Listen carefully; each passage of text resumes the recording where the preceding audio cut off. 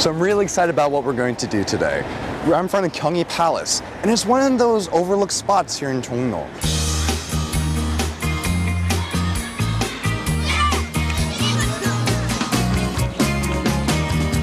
So the 20th century was a dark period in Korean history, to say the least, and Gyeonggi Palace is one of the places that ended up being destroyed during that time.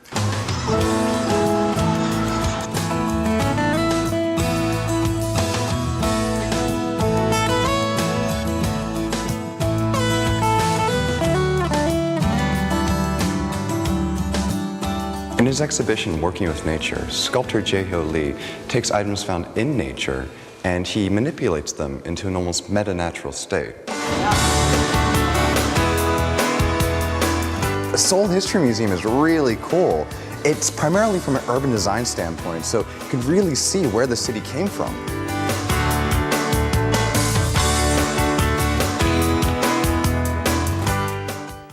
And once again, we're here with Matthew Chung for Korea Eats, and what always surprises me is your fashion sense, Matthew. Well, thank you. I mean, really, I just think I'm always in such a rush. I mean, chefs are always tight on time, so it's just really just I could never tell. On. I mean, you always dress very nicely, I would say. Very chic, thank you, I Sarah. think that. And so we went to JongRo today. We did, and you know what's great is just that you can go to the same district, once or twice, and it's always different. There's always something to discover.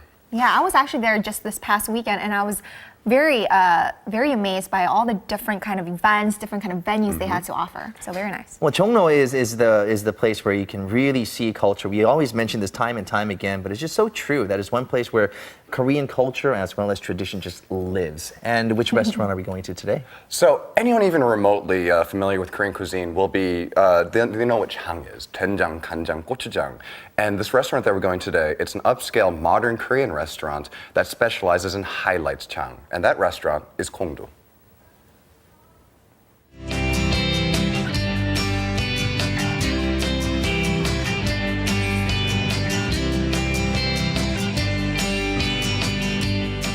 So food preservation, it brings us things like wine, cheese, and caviar, and it also brings us jang. It refers to those wonderful things created by soybeans, 된장, 간장, and gochujang. And here at Gongdu, they celebrate them all.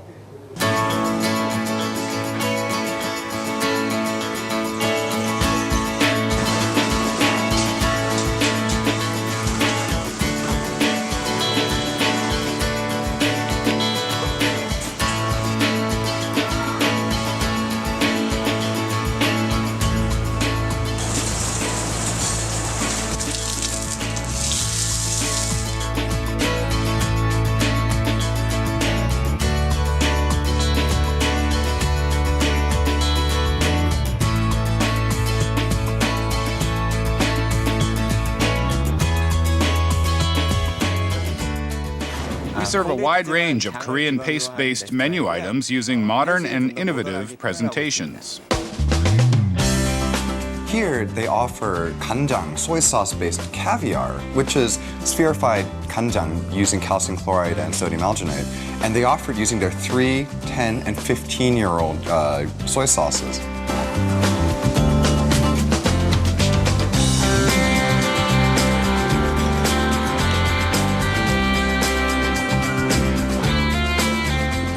A good steak will always be a good steak, but the inclusion of the 15-year-old 간장 along with that black garlic puree, that's what makes this dish special.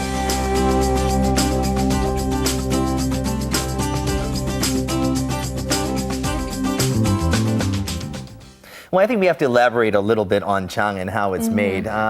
Boiled soybeans are molded into bricks called meju, and this meju is used basically when you mix it with water as well as salt. It begins the fermentation process, and the two different products that you get from that is soy sauce and also another residue that you can use to make soybean paste or doenjang. So that's what that is. And this restaurant actually, 15 years, is that?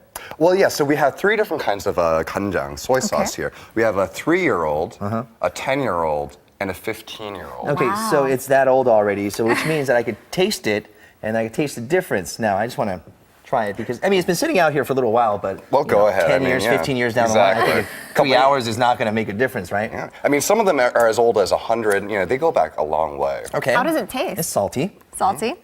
That's the This is a 10 year. 3-year-old. This is a 10-year-old.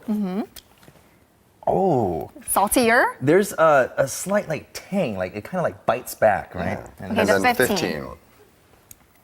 So chang is, I hear, very healthy and savory, and a lot of Strong. Koreans use it to really burst out the Korean cuisine taste. It does, and beyond that, it also has a lot of anti-carcinogenic effects. So, you know, they posit that it could possibly even help fight against cancers. Oh, wonderful. Now, it smells really nice. Yeah, This is, and I think that you this is tried a this steak, one right? I did, yes. earlier. Yeah, so this one it has the 15-year-old soy sauce along with the black garlic. And just in all these dishes, though, the chang just brings out the savoriness. You know, some would call it umami. It just adds like an edge of like saltiness, bitterness, sweetness. It's a very round, very versatile flavor. You're right. I was kind of skeptical about the flavor difference between the 3-year-old, the 10-year-old, and also the 15-year-old soy sauce. But there definitely is a noticeable difference where you can tell that the fermentation process has really set in with the 15-year-old soy sauce. So what do you, how would you review Kongdu?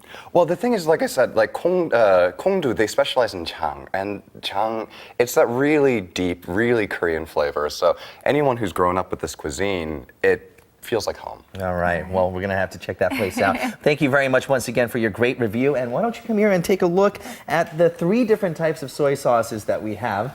They're very good, but we'll do that in just a little bit. And thank you once again. Thank you for joining us. That will be the end of this show. We'll be back here tomorrow exactly at 7 a.m. But don't forget to tweet us on Korea Today Live.